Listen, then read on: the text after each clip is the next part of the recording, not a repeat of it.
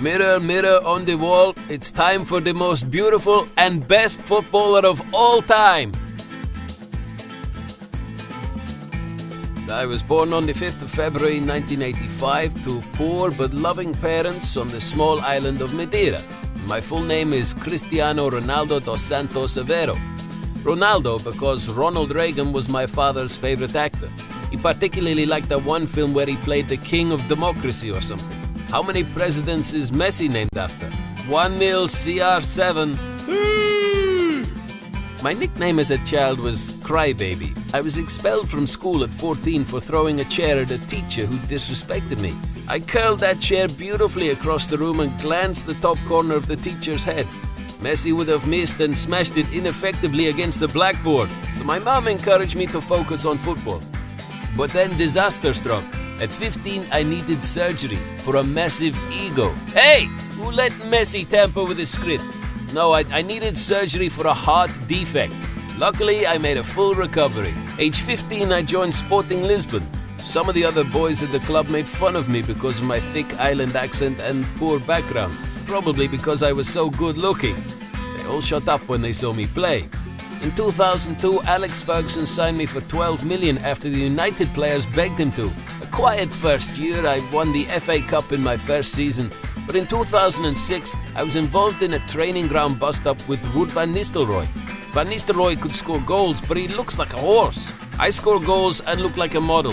Who would Ruud model for? Horse and Hound magazine? In the 2006 World Cup, I was pitted against Wayne Rooney, United's second best player.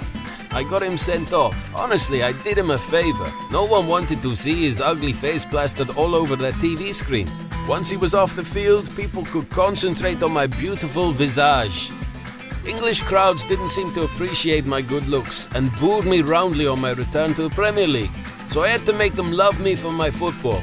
I scored more than 20 goals that season and United won the league. I was PFA and Writers' Player of the Year. Next year I was even better, scoring 42 goals, and we won the league and Champions League. Best of all, I made John Terry cry. In 2008 I told Fergie I wanted to go to Real Madrid. Fergie said I wouldn't sell them a virus. I said that the rash had cleared up and it didn't hurt when I went to the toilet anymore. Then Fergie explained it was a metaphor, meaning he didn't want to do business with Real. So I stayed for one more season and in 2008 won my first Ballon d'Or, beating Messi, 2-0 CR7. I also became Portugal's captain. My 80 million transfer to Madrid made me the most expensive footballer in history. Alright, I know Monkey Boy Bale cost more, but that's because Fiorentina Perez had just watched Dawn of the Planet of the Apes and thought a chimp who could play football would sell a lot of shirts for us. My first season in Spain finished trophyless and Messi won the Ballon d'Or. Next season I scored 53 goals in all competitions. The season after that I scored 60 goals and Madrid won the league.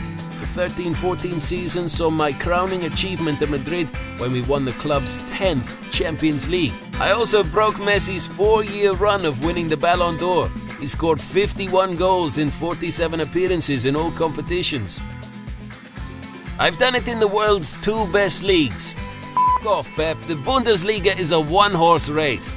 I've won the Champions League with 2 different teams. I'm an underwear model and I can score with my beautiful head, which is more than I can say for Argentina's answer to Bilbo Baggins.